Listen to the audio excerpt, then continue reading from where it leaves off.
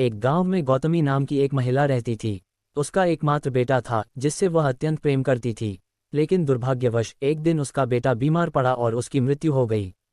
वह स्त्री अपने बेटे की मृत्यु को स्वीकार नहीं कर पा रही थी। वह उसे गोद में लेकर पूरे गांव में भटकने लगी और हर व्यक्ति से कहने लगी, कृपया मेरे बेटे को जीवित कर दो। कोई ऐसा इलाज बताओ जिससे वह फिर से जी उठे। गांव के लोग उसकी स्थिति देखकर दुखी हुए और किसी ने सुझाव दिया, गौतम बुद्ध बहुत दयालु और ज्ञानी हैं। तुम उनके पास जाओ, वे तुम्हारी मदद कर सकते हैं। गौतमी तुरंत बुद्ध के पास पहुंची और रोते हुए बोली, भगवान, कृपया मेरे बेटे को जीवन दान दें। आप सबसे महान हैं, आप कुछ भी कर सकते हैं। बुद्ध ने शांत भाव से कहा, ठीक है, मैं तुम्हारे बेटे को जीवनदान दूंगा, लेकिन पहले तुम्हें एक कार्य करना होगा। स्त्री बोली, मैं कुछ भी करने को तैयार हूं, बस मेरा बेटा वापस आ जाए।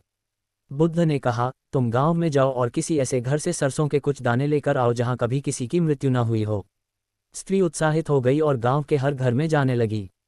वह प्रत्येक घर में पूछती, क्या इस घर में किसी की मृत्यु नहीं हुई? यदि नहीं, तो मुझे थोड़ा सा सरसों दीजिए। लेकिन हर घर में लोगों ने कहा, ये कैसे संभव है? हमारे माता पिता, दादा दादी या किसी न किसी ने मृत्यु को प्राप्त किया है। धीरे धीरे उस स्त्री को समझ में आ गया कि मृत्यु एक अटल सत्य है। कोई भी इस संसार में सदा के लिए नहीं रहता। वह बुद्ध के पास लौटी और सिर झुका लिया। वह बोली, भगवान, मैं समझ गई कि मृत्यु सभी को आती है। इसे कोई नहीं रोक सकता। मुझे अब अपने दुख से उबरने की शक्ति चाहिए। बुद्ध मुस्कुराए और बोले, संसार परिवर्तनशील है। जो जन्म लेता है उसकी मृत्यु निश्चित है, लेकिन जो इस सत्य को स्वीकार करता है वही वास्तव में मुक्त हो जाता है।